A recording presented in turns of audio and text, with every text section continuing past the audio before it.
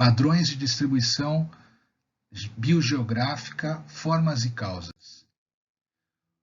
Os padrões de distribuição dos organismos no espaço são extremamente variáveis e dependem de uma série de fatores que vão desde o ambiente físico até as características fisiológicas dos organismos e a sua história evolutiva, dando, desta forma, origem a uma variedade de padrões de distribuição. O padrão de distribuição de um organismo é a maneira pela qual o mesmo está distribuído sobre a superfície da Terra. As fronteiras desta distribuição serão limitadas por habitats desfavoráveis à espécie e a forma de distribuição será variável no espaço, podendo ser contínua ou disjunta.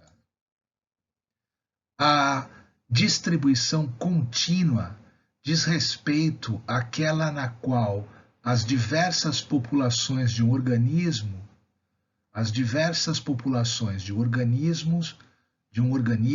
estão dispostas em uma única mancha no espaço, sem fragmentação, conforme Carvalho e Almeida, 2010.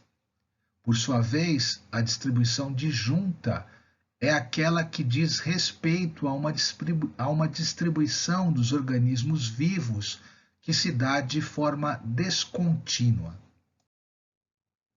Alguns fatores podem levar os organismos a terem uma distribuição disjunta, mas podemos destacar dois processos em especial: a dispersão e a disjunção.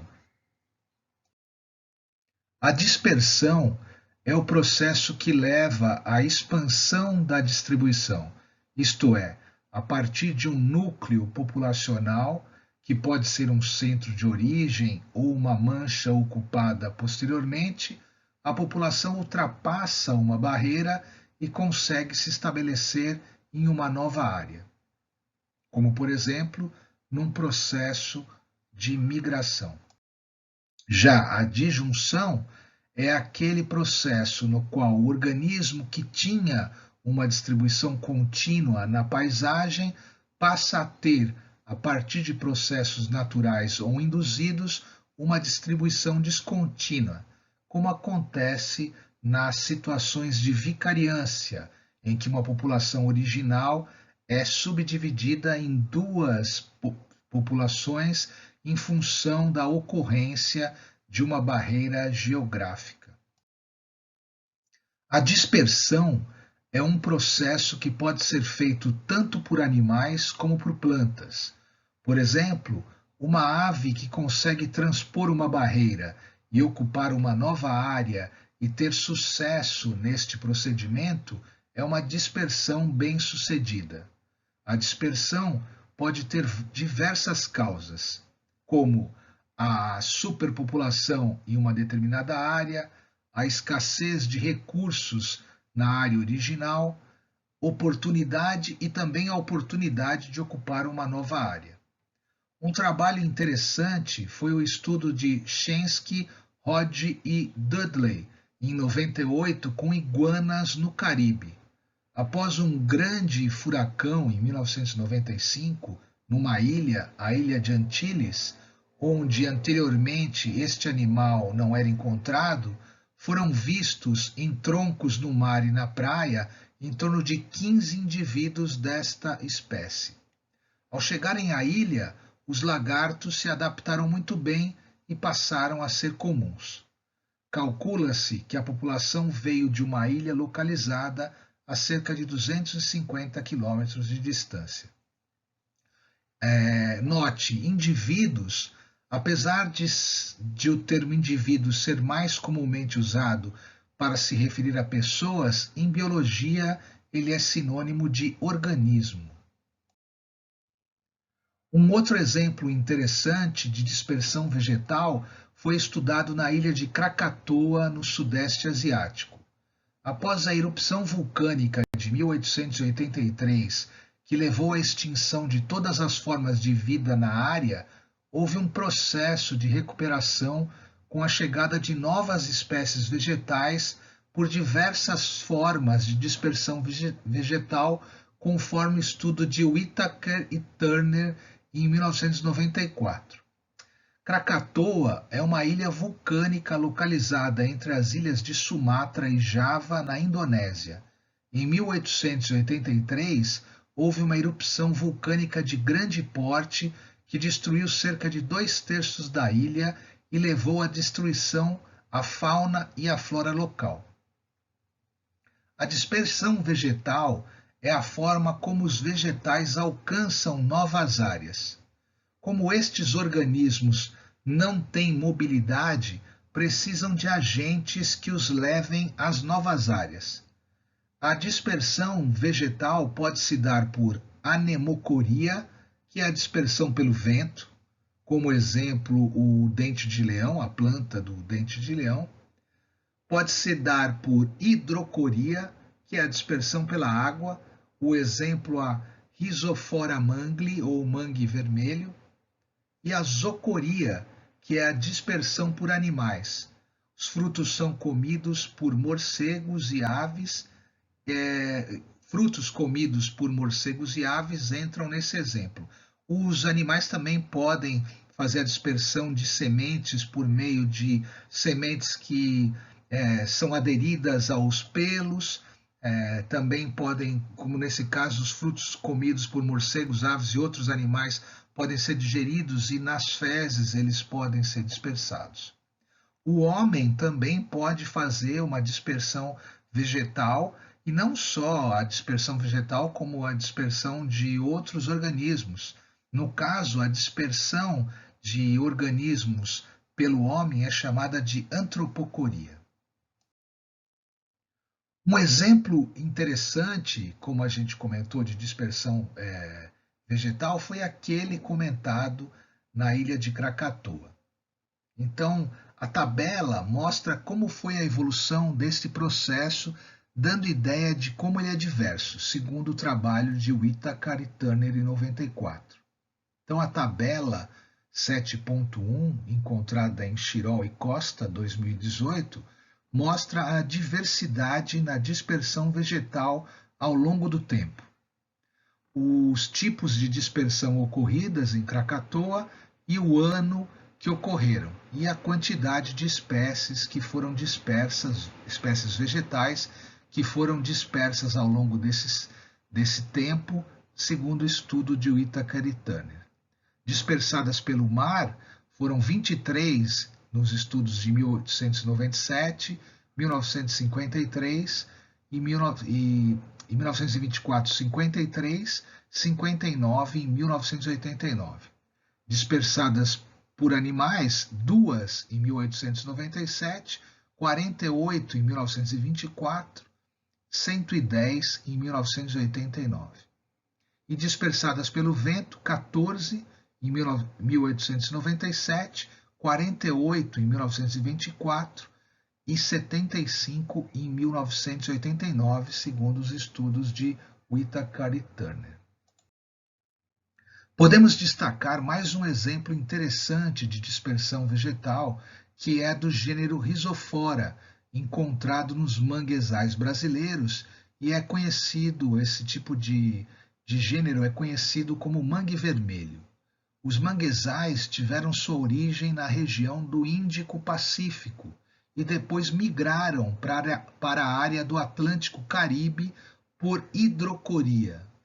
Os propágulos do mangue vermelho são capazes de sobreviver por até 1 ano em água salgada, tempo mais do que suficiente para que esses organismos consigam alcançar e se estabelecer em novas áreas. Nem todas as espécies de mangue têm essa capacidade de dispersão, tanto que apenas 3 gêneros originados no Índico-Pacífico conseguiram alcançar as regiões do Oceano Atlântico. A figura 7.3 mostra o mangue vermelho num manguezal na península de Ajuruteua, em Bragança, no Pará, no Brasil. Como exemplo de disjunção, citamos o gorila, que, segundo Hamilton, 1982, deve a sua distribuição disjunta a variações climáticas no continente africano ao longo dos últimos 2 milhões de anos. O que era uma única mancha tornou-se duas manchas distintas, uma localizada na costa ocidental da África, na área das florestas tropicais, e outra nas florestas montanhosas da África Central, na Tanzânia. Então, essa é a situação em função de variações climáticas ocorridas ao longo desse período. Endemismo e cosmopolitismo. Podemos entender como endemismo aquele fenômeno que se refere a um grupo de organismos cuja distribuição geográfica pode ser considerada restrita, conforme Carvalho e Almeida, 2010. Por exemplo, o mico-leão dourado pode ser considerado uma espécie endêmica das planícies costeiras do estado do Rio de Janeiro, já que sua distribuição está restrita a essa área. A restrição da distribuição dos táxons em uma determinada região geográfica é consequência de eventos históricos e processos ecológicos e não ocorre de forma aleatória. De acordo com Cox e Moore, 2009, áreas com alto grau de endemismo são aquelas que se apresentam isoladas há mais tempo, e por isso é comum encontrá-las em ilhas e áreas montanhosas. Por que podemos associar o isolamento ao endemismo? Um exemplo que existe é o da jararaquilhoa, espécie de cobra que ocorre apenas na ilha da Queimada Grande, no litoral paulista, segundo Marques et al. 2002. Esta espécie surgiu como consequência das variações do nível do mar do Quaternário, que isolou a população de cobras da ilha do restante do continente. Como resultado, surgiu uma espécie nova, arborícola e de menor porte. Nós vemos nas fotos, nas figuras 7.9 e 7.10, fotos da jararaquilhoa na primeira imagem e da ilha da Queimada Grande na segunda imagem. Podemos identificar duas formas de endemismo, segundo Tropmeier, 2012. O endemismo autóctone é aquele que a espécie se diferenciou in situ, no mesmo local, onde é encontrada nos dias atuais. Por razões de difícil disseminação, fica restrita a uma pequena área geográfica. E o endemismo alóctone, quando as espécies desenvolveram suas características em outros locais e apenas sobrevivem em uma área restrita. Uma das grandes preocupações com as espécies endêmicas é a sua probabilidade de extinção. Por terem uma distribuição reduzida, alterações significativas no seu habitat podem levar ao fim da espécie. Se pegarmos o exemplo do próprio mico-leão dourado, esta espécie vivia nas planícies fluviais do estado do Rio de Janeiro. O processo de desmatamento, associado à introdução de outras espécies, como o sagui-estrela, praticamente levou a espécie à beira da extinção. Foram necessários muitos esforços para a conservação da espécie e, mesmo nos dias atuais, ela não está inteiramente fora de risco, pois a degradação ambiental e a consanguinidade, que é o cruzamento entre animais que são parentes próximos, são perigos que ainda rondam a espécie dos mico-leões dourados. Em oposição ao endemismo, nós temos o cosmopolitismo, que é aquele fenômeno, aquela situação em que os grupos de organismos têm uma ampla distribuição, ocorrem em quase todas as partes do mundo, como o próprio nome diz. Em geral, são grupos generalistas, pois têm a capacidade de sobreviver em diferentes ambientes. Um exemplo é a família Vespertilionidae dos morcegos, que, como podemos observar no mapa, pode ser encontrada em todos os continentes, exceto na Antártida e em áreas do Ártico, das áreas do hemisfério norte mais frias.